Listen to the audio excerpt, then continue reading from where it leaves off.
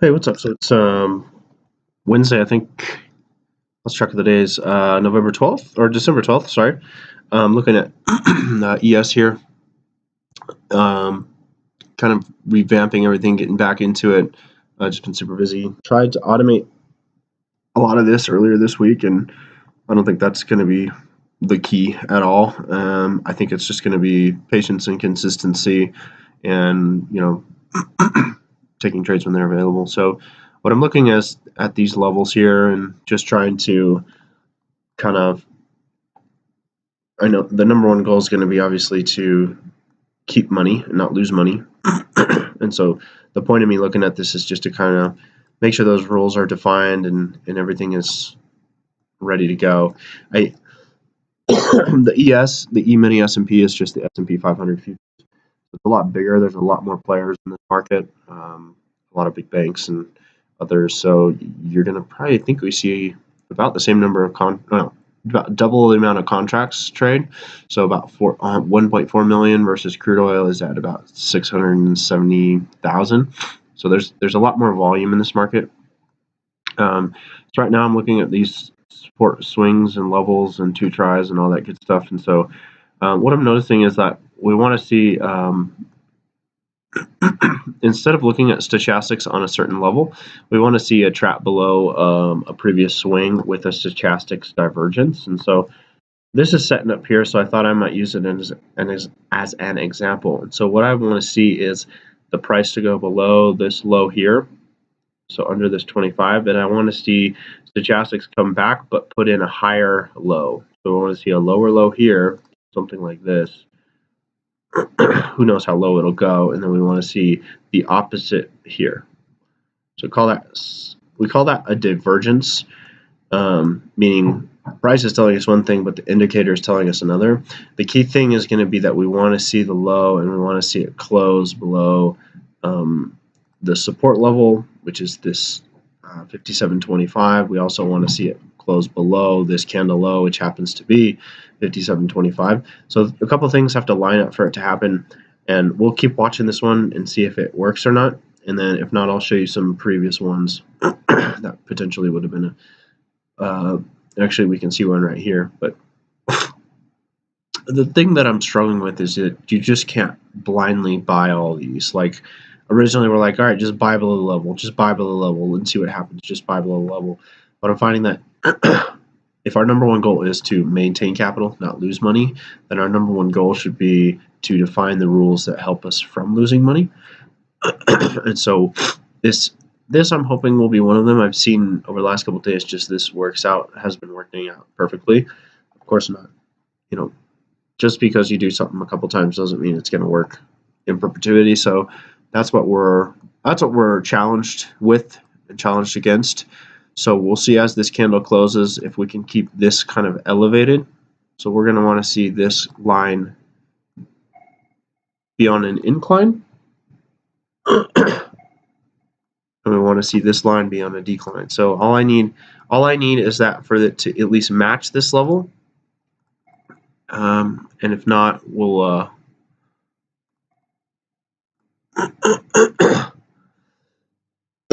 we'll want to see at least the trap below here, I think. And then we'll start seeing this kind of tick up. If that's the case, then we get a lower low or an equal low and a higher low down here. So we'll see what happens. We may not get an opportunity. This will be a good example that we can talk through here in a minute, though.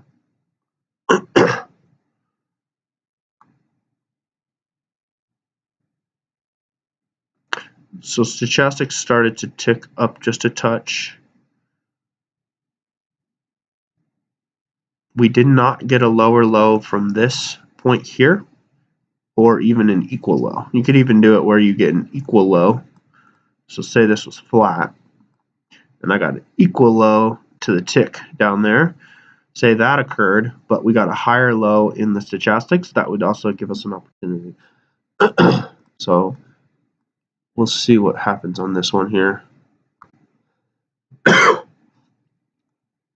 think ideally we get everything to line up, right? So you get the trap, you get a lower low, you get a higher low on the divergence on the stochastics, and And I'm just putting those lines on there, and sometimes I've been marking this point here just to know exactly where that lines up. If I put my crosshairs on, okay, here's our lower low. We'll see if stochastics can keep its uptick without going below, and then if so, we'll just buy the break of that.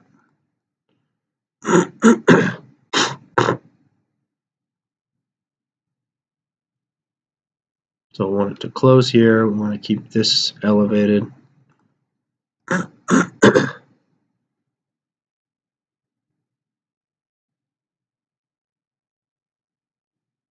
right, so we could potentially buy the break here. Oops. And we're already out for a profit. So did that make sense?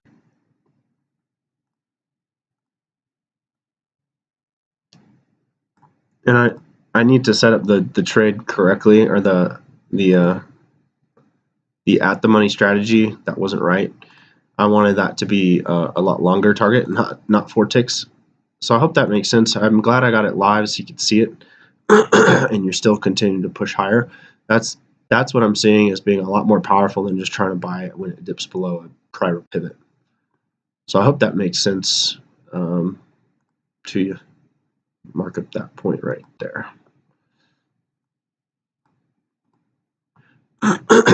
So as a quick review, I go back in time and look for these prior swings, and all I'm doing is just minimizing the chart a little bit.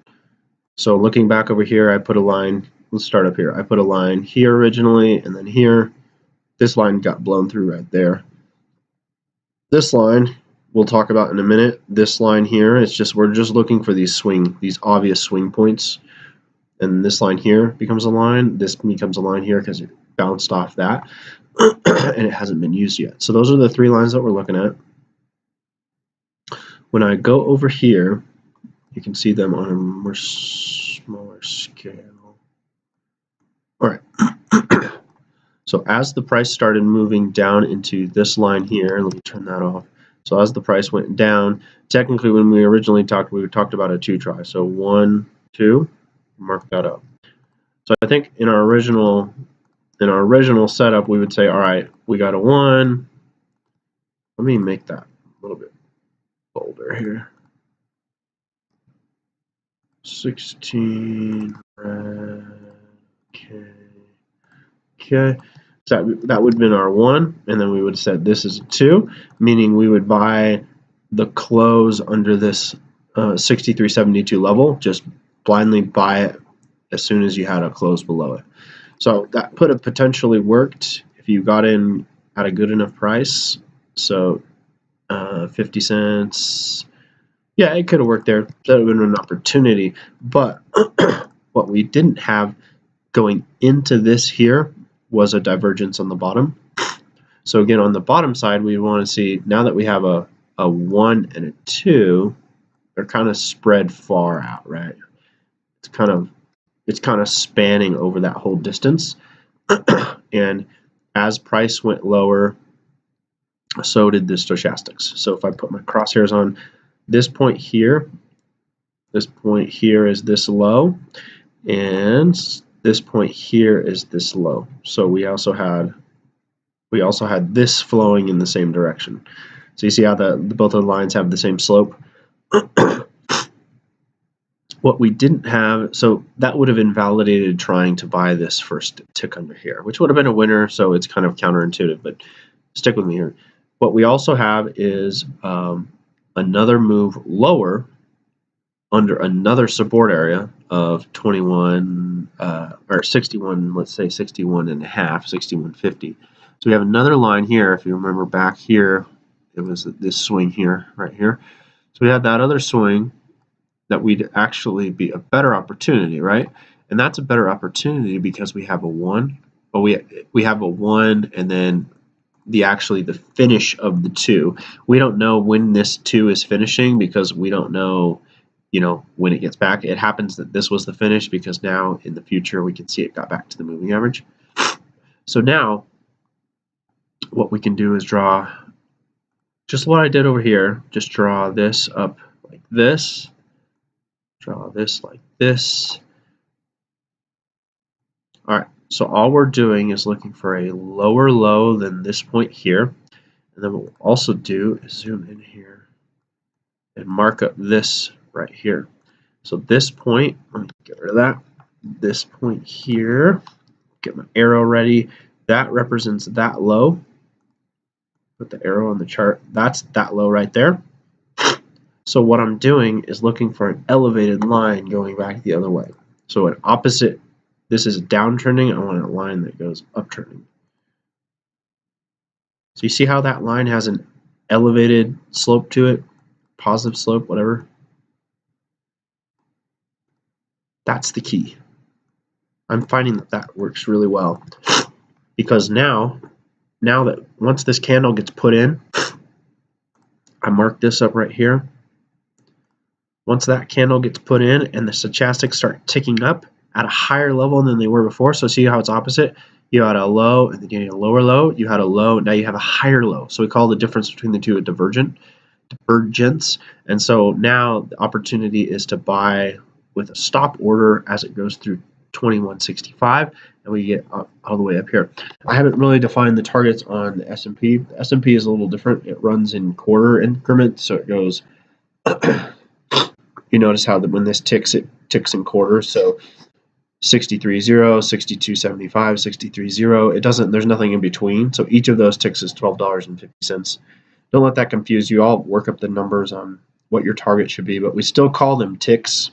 Each 25 cents is a tick, and so I think what the targets would be, like 6 ticks would be 12.5 times 6 for one contract.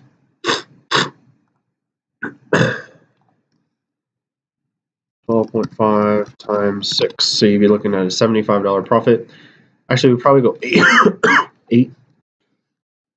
8 times 12.50, $100 profit, and we would have a stop of 6. It's a $75 stop. So if we wanted to expand that a little bit, we would do 10 ticks. 10 ticks on the profit, 125, and then 6 ticks on the stop, 75. That ensures, just like in crude oil where our target is 15 and our stop is 10, that ensures our winners are greater than our losers. So as long as we're 50% of the time, we're okay. So now I wish I would have had those rules in place before this candle here. But what I would have done is we would have had, let's see where I entered and exited because I don't even know.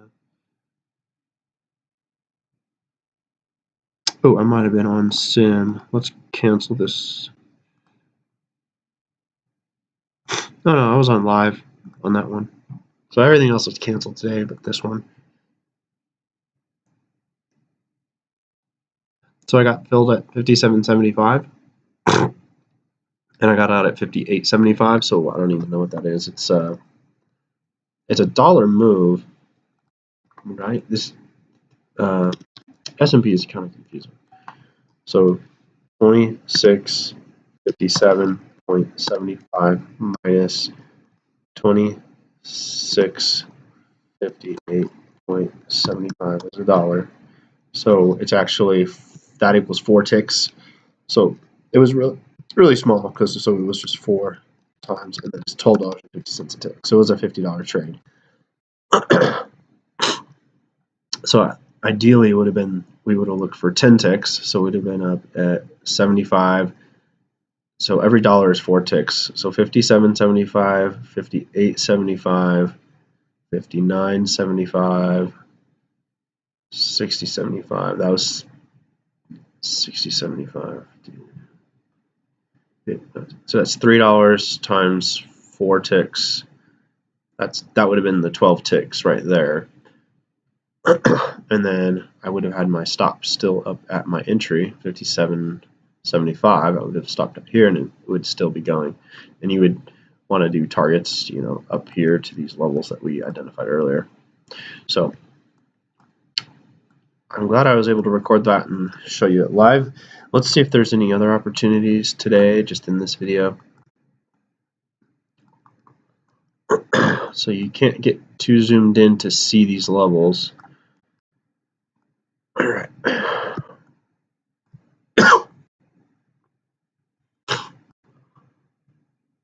Okay, so we had this red line here, and we had a measured move here.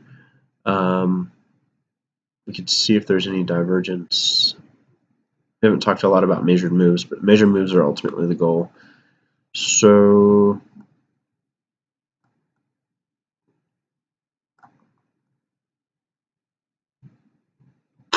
oh, even better. So this one here was actually one that I tried to get into, but I didn't. Okay, so what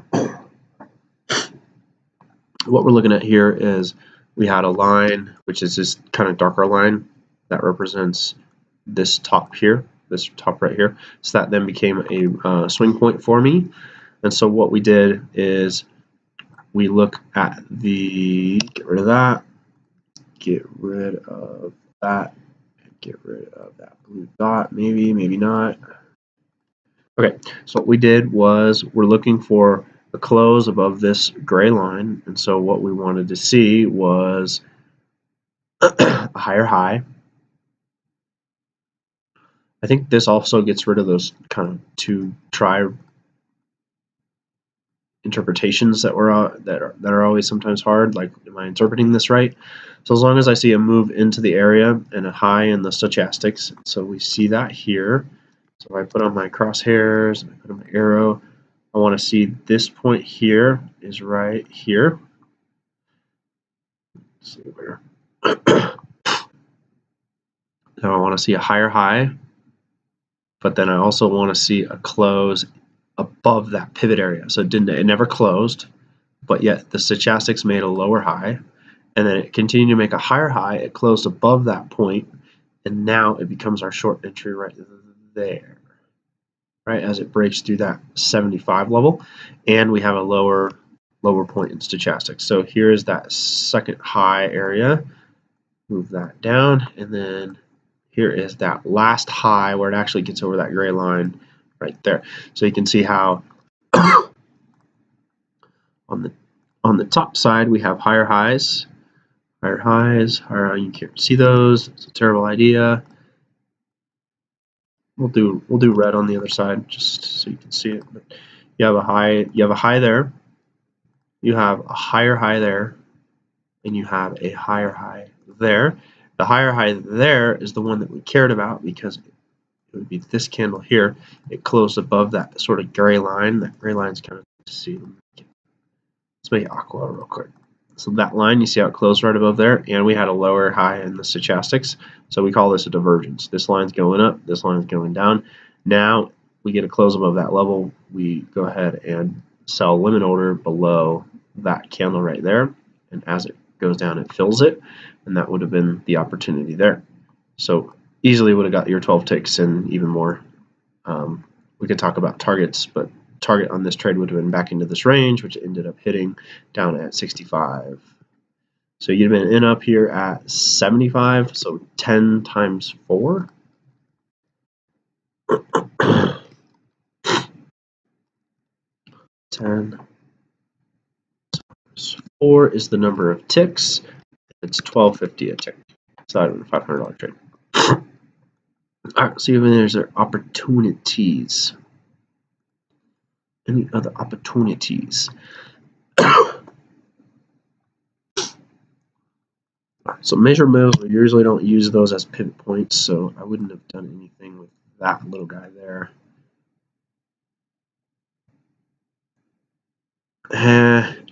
So what I'm looking at is now that I have a new high where this third red line is, now I have that new aqua line, so that becomes the new line. So we have, I don't know if this looks real, let's just walk through it then so we have an idea. So we have a move straight up into that. I'm looking at the second line here. This line's been used from this move back here that we just talked about. So this blue line moved into it, didn't get above it, pulled back, didn't get back to the moving average, which is okay. So we've got a high, we've got a higher high. So now we can put in that line that shows that.